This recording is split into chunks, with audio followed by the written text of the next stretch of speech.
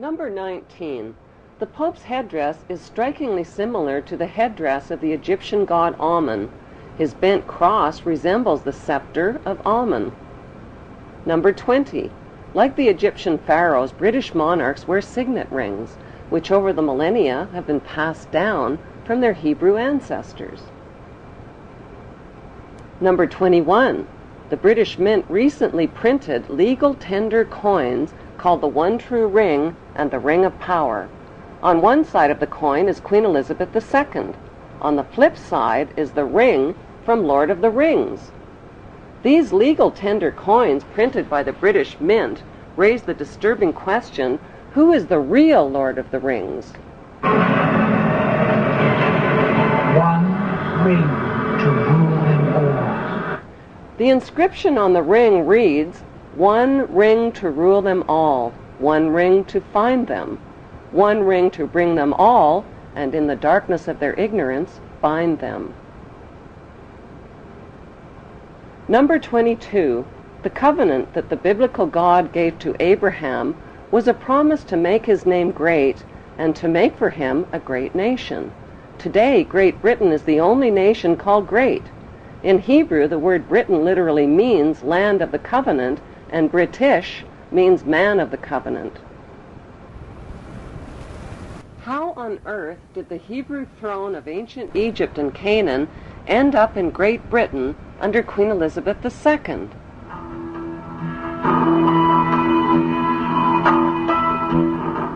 Historically, a series of powerful invaders, the Philistines, Assyrians, Babylonians, and Persians, conquered the land of Canaan, which the Hebrews called Israel. The Hebrew tribes of Manasseh and Dan joined forces and became the Macedonians, or Macedonians. They fled to Greece with their gold and their riches. They wore white kilts like the Egyptian pharaohs, played goatskin bagpipes, adopted the Greek culture, and settled along the river Danube, which they named after the tribe of Dan. By 322 BC, their leader, Alexander the Great, reconquered Egypt and appointed his general Ptolemy I as the new Hebrew pharaoh of Egypt.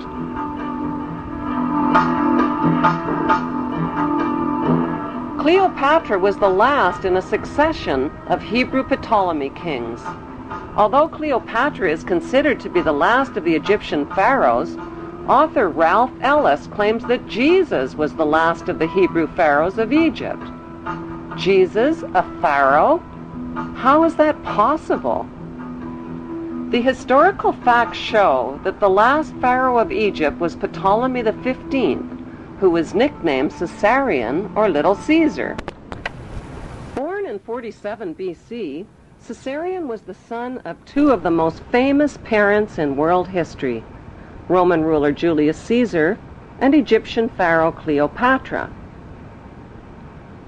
When Caesarion's mother, Cleopatra, proclaimed herself to be the reincarnation of the virgin goddess Isis, Caesarion became the son of a virgin mother goddess. When Caesarion's father, Julius Caesar, was elevated to the status of God by the Roman Senate, Caesarion was recognized as the son of God and heir to God's kingdom, the Roman Empire. Caesarion was also recognized as the son of God in Egypt, after his mother named him co-ruling pharaoh of Egypt. Cleopatra declared Caesarion to be the king of kings at the age of 13 during the donations of Alexandria ceremony in 34 BC.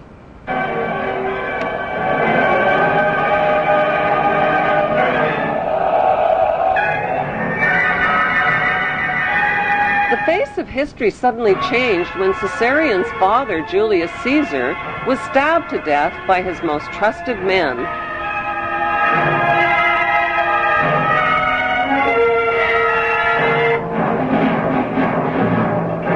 Octavian, the adopted son of Julius Caesar, swiftly seized power as the new Roman emperor. After Caesar's death, Cleopatra became romantically involved with a married commander from Caesar's army named Mark Antony. Mark Antony and Cleopatra parented 3 children, a twin boy and girl, followed by a second boy. Since Caesarion was Julius Caesar's son and the rightful heir to the Roman Empire, Cleopatra feared for his safety. When Octavian's mighty Roman army invaded Egypt, Cleopatra arranged for Caesarion's safe passage out of Egypt with her most trusted servants. Historians confirm that Cleopatra sent Caesarion to India. There are no historical records of Caesarion's fate, despite false rumors of his capture. Cleopatra's trusted servants who traveled with Caesarion became the boy's parent guardians. But who exactly were these parent guardians who Cleopatra entrusted her son to? Were their names Mary and Joseph by any chance?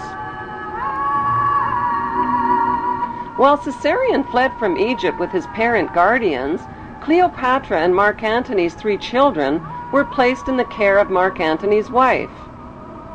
After suffering a crushing defeat against Octavian's invading Roman army, Mark Antony committed suicide by falling on his own sword. The devastated Cleopatra also committed suicide by a self-inflicted poisonous snake bite.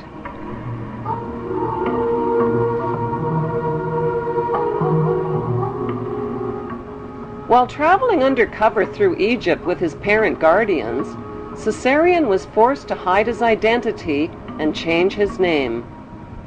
The Egyptian name for Jesus is Isu, which means the son of Isis.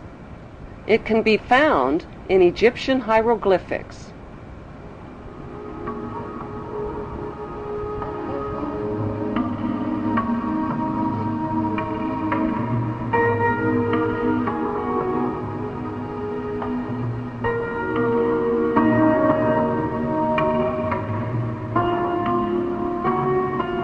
Matthew 2, verses 13 and 14 of the Bible tell a parallel story of the young child Jesus and his mother fleeing into Egypt with Joseph under the cover of night.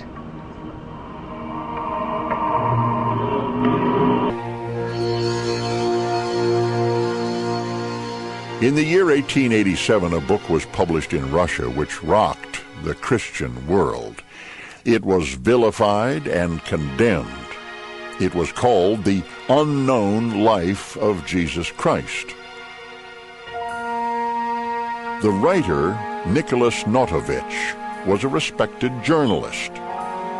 Notovich claimed his book was a factual report of a trip he made to the Himalayan mountains in remote northern India. Notovich may well have been the first outsider to make his way to Hemis, an isolated Buddhist monastery hidden high in the Asian mountaintops. Gaining the confidence of an elderly monk, he was shown ancient scrolls which tell the story of a scholar and prophet named Issa. In these secret records, Issa is described as a foreigner from a small Mediterranean country. The stranger arrived in India as a teenage boy to study the teachings of the Buddha. And according to the scrolls, he lived here 500 years after the prophet Buddha died, a time that coincides exactly with the lost years of Jesus. Nicholas Notovich was convinced that Issa was Jesus of Nazareth, and that he carried back to his homeland the principles of Buddhism.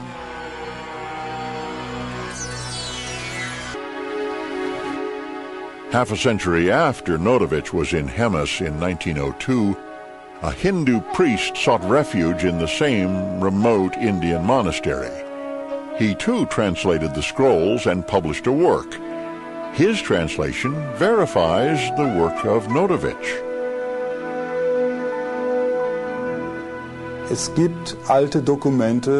Ancient writings do exist from both Persia as well as India that Jesus did indeed travel to India, but we do not have 100% proof that he was there. The proof, however, does lie in his teachings. when compared to sacred Buddhist writings. Mit den buddhistischen Lehren vergleicht.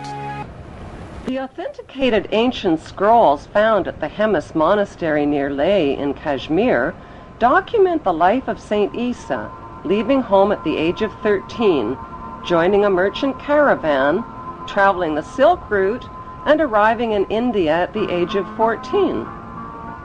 The Egyptian word for Jesus is Isu. The Greek word is Iesus, and the Arabic word for Jesus is Isa. Isa continued his travels through India and Tibet and the holy cities, where Brahmin priests taught him to read and understand the Vedas. He learned Pali and studied the sacred sutras and how to cure by aid of prayer. He began teaching, performing miracles, and explaining the Holy Scriptures in monasteries and market bazaars. As an adult, Isa finally left India and Tibet and traveled to Alexandria, Egypt. Why Alexandria? Because that's where Isa, whose previous name was Caesarion, grew up. That's where he last saw his mother, Cleopatra, alive.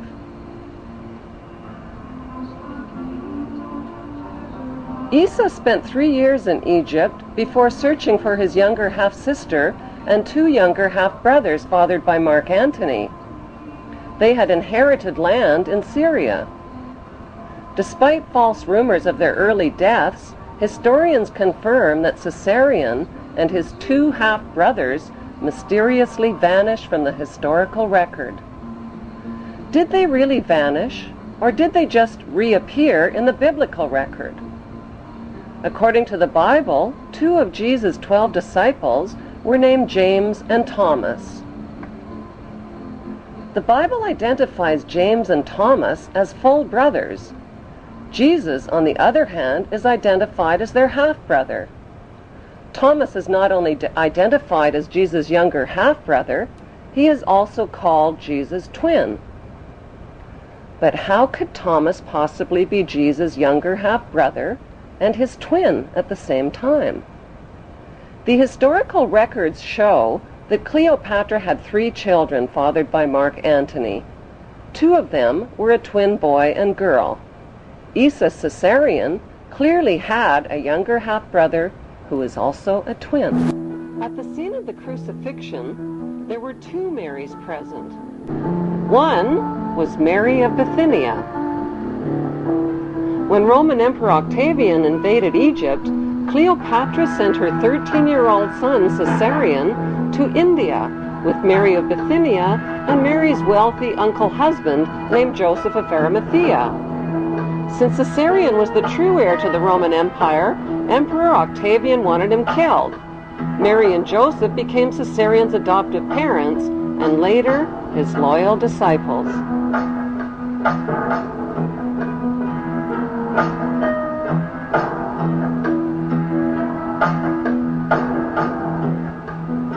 Citizens' arrest of each of these 300 families. 13th solution is to get past your fears and take action. Fear is paralyzing, and the ruling families know this. They use their media monopolies to fearmonger, terrorize, and paralyze the masses. You are either with us or you are with the terrorists, which really means if you are with us, you are with the terrorists. If